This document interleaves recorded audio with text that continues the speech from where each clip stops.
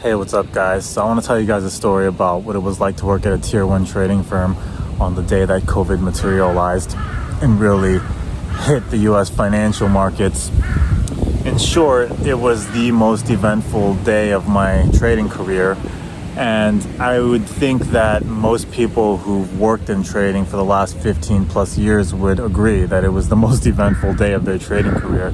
Across the industry, most firms made more in that one day than they've made in the previous year leading up to that day, because it was kind of quiet in the financial markets up to that point.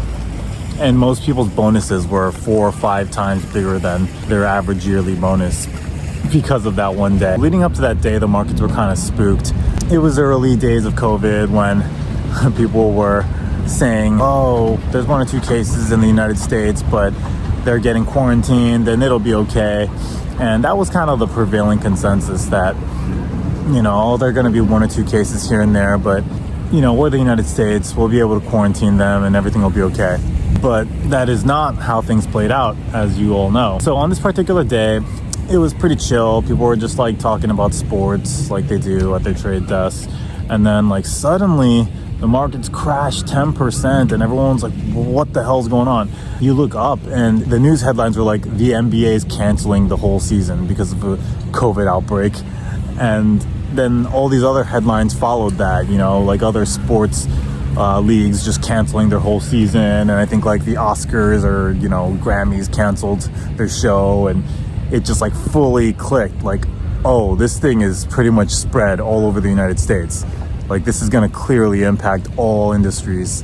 And so markets, it makes sense. The markets just crashed 10% instantly. These trade desks, I don't know how familiar you guys are with trading firms, but they usually have a big open space area with different trading pods, and each pod is its own trade desk. So like one of them will be trading bonds, the other will be trading stocks, whatever, the other will be trading currencies.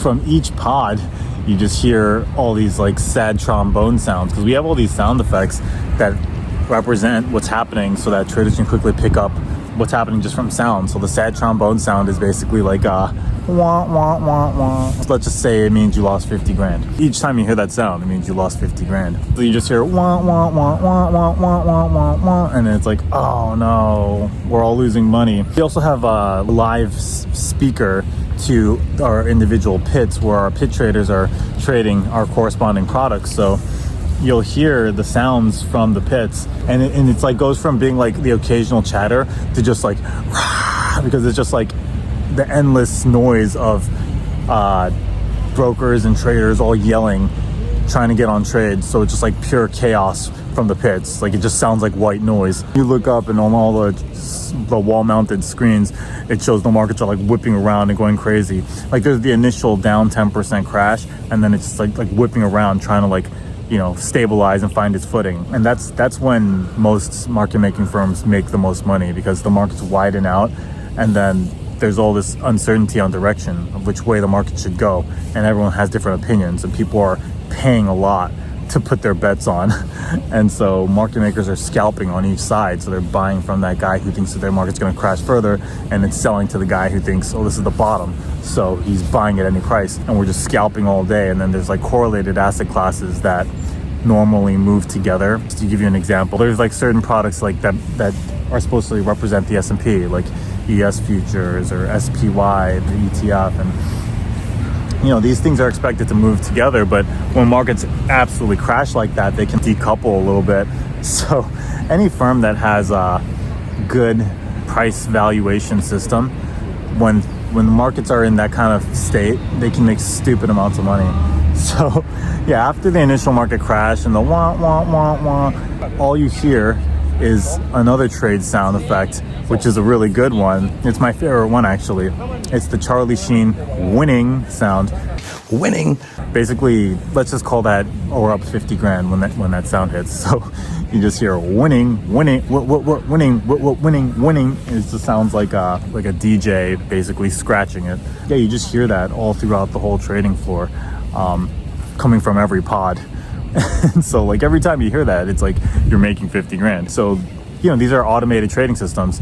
They're semi-automated because there's a certain amount of manual intervention the traders do, but in the background there's also just automatic trades executing as well. And so all those automatic background trades are all making crazy amounts of money. And so yeah, you just hear sounds like winning, cha-ching, cha-ching, winning, cha-ching. I think the cha-ching sound is a smaller amount of money, like let's call it like 10 grand or something. So yeah, that's all you hear for like hours and hours straight, and people are just like like trying to like get on every trade possible. It's just like absolute feast of free money floating around in the markets. And let me tell you, man, in this environment, like if you have to eat your food, you're not doing it that day, and if you have to pee, you're just holding it in till the end of the trading day. Just try to put it into perspective. If you're making like 100 grand every minute and your bonus is going to be 20% of that, so you're making 20 grand every minute, are you seriously going to go jog to the bathroom to pee and miss out on 20 grand? Like, no, you'd be an idiot to do that. So yeah, I mean, you're better off just telling your clerk to go downstairs to Walgreens and get you some adult diapers and put those bad boys on so you can pee while trading in your desk, because your dignity is not worth 20 grand a minute. Let me tell you that, bro. So yeah, basically people were just like sitting at the trade desk, like sweating. There was like sounds of people yelling. There's this guy who's the head of all trading operations, and he's like this kind of like chubby Asian guy in his 30s who looks like Peter Parker's best friend. He's running around like sweating. Yeah, he's just like yelling and sweating, and because there's a lot of weird technological issues happening too, because when the amount of volume you expect to hit is 10 times more than in a normal day, you're really testing the edges of the system, because the system is optimized to handle a certain amount of order flow and data, and when it's 10 times that, it breaks the system. So yeah, the head of operations is like running around sweating through his clothes, yelling. Other technologists and developers are running around trying to like change constraints and stuff. It's all these like nerdy like Asian and Indian dudes like running around like yelling and sweating through their clothes for like 8 hours straight. And then finally like the closing bell hits like ding ding ding ding ding, and you look up, the markets are down 10% in one day. It's like, holy moly, bro. Everyone's just like looking around like wondering what's gonna happen next. Like, okay, I think we made a stupid amount of money. That's a good thing, right? So the head of trading, in all of his excitement, stands up on his chair and goes, "We just made $200 million, motherfuckers. Give yourselves a round of applause." And then everyone goes, "Ah," and like starts cheering. And then all these like pretty women wearing tuxedos walk in, and in each hand they have these bags that say Joe's Steakhouse, and they pull out these steaks and plop them on every trader's desk. And so it's like 100 steaks or something, and everyone's just like, oh my god, we just made a crazy amount of money and now we're eating these fancy steaks, because Joe's Steakhouse is basically the best steakhouse in Chicago. So I honestly don't know how they got that many steaks delivered. I guess they sent the order in a few hours before the market closed because they were already up like $100 million. Shortly after that, there was like a ban on steak outings where we couldn't eat at steakhouses anymore. So I think someone complained that the vibes of that were kind of misogynistic. These pretty women coming in and delivering steaks to men. Like maybe there's like something kind of sexist about that. Nevertheless, the head of trading gives his little rousing, enthusiastic speech, and then maybe like 15 minutes after that, before people started leaving for the day, the CEO himself comes out, and he's this more like gentle, soft-spoken guy. There's like this little podium on the trade floor where people give little talks sometimes, and there's speakers so everyone at the firm can listen to the talk. And so the CEO comes down to the podium and he goes like, guys, I wanted to just give you guys a talk before we leave for the day. Today was the greatest, most profitable trading day in the history of our entire firm. And that while that is certainly something to celebrate, and I am so proud of each and every one of you for how you executed today when it mattered most, we have to remember to be humble when we leave this building, and to control our excitement, because there are millions of people out there, our own friends and families, our communities, that are suffering and dying from this plague. And it's distasteful to celebrate our profits when the world is suffering in such an immense way. So guys, please, let's take a moment of silence to acknowledge those suffering in the world right now. Moment of silence, guys. Okay, now, remember, we made $200 million, motherfuckers! No, just kidding. He didn't. He didn't do that. He just said like, okay, guys, but we did really great today, and it's something we should be really proud of. But please go home and talk to your family and your loved ones, and spend time with them, and keep in your thoughts and prayers those that are suffering in the world right now. We don't want to be bragging. We don't want to be talking about the kind of money we made today. It's something we want to keep within the walls of this building. And I hope you all respect that. Now have a good day. Enjoy the rest of your day and get some good sleep, because surely tomorrow is going to be another exciting trading day. Take care.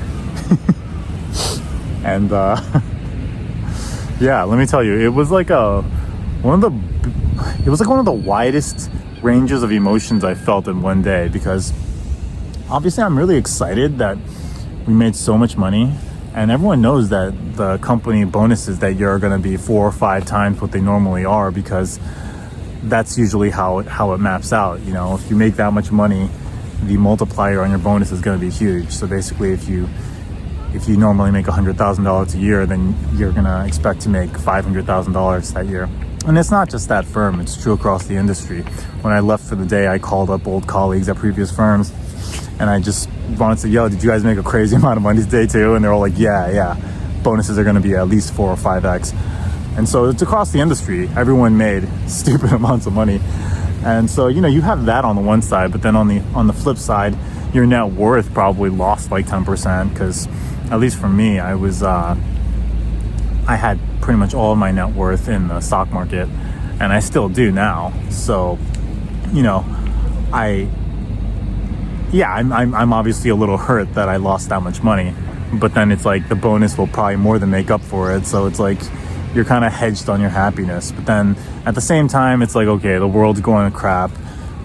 People are dying. Like, people's parents and grandparents at the firm died. Like, COVID was real, and it was a tragic thing. And you know, so it's like dark times. So it's like this weird mix of emotions when you're happy that your firm is definitely gonna be expanding or gonna have a ton of extra capital for at least the next year or two, so you have job security. But then the world's going to crap. You know, then it's like, what do you feel when all that's hitting at the same time? You know, it was even worse for me because I was supposed to go out to London because one of our guys quit. Our guys from the London office, they wanted someone to go over there to like backfill his position for a little bit. So they asked me if I would want to go, and I was like, yeah, for sure. So I was supposed to go to London. They were going to put me in this like fancy $5,000 a month Airbnb in like the middle of London, give me $100 a day budget for food. Yeah, it was going to be this awesome time. It was going to be the spring going into the summer, and that whole business trip got canceled because of COVID. So I was like kind of depressed about that. So yeah, it was like a wide range of emotions. I go from having that whole trip canceled to staying in my room on quarantine and seeing like those Black Lives Matter riots like from the window of my room. My place was in the Loop, or South Loop, so I could see all the riots hitting the Loop, and those like cops on horseback like trotting, and those like helicopters flying around with like the beaming light and stuff. COVID was an absolutely insane time, dude. Knowing that I was gonna get a 5x, 4x bonus definitely hedged for my happiness. So yeah, definitely one of the widest ranges of emotion I felt in one day, maybe in my life. That's pretty much the story. Let me know your thoughts on whether you think it's ethical for trading firms to make so much money while the rest of the world is suffering, or whether you think, you know, that's just capitalism. Someone's making money, might as well be you. All right, let me know in the comments. Take care.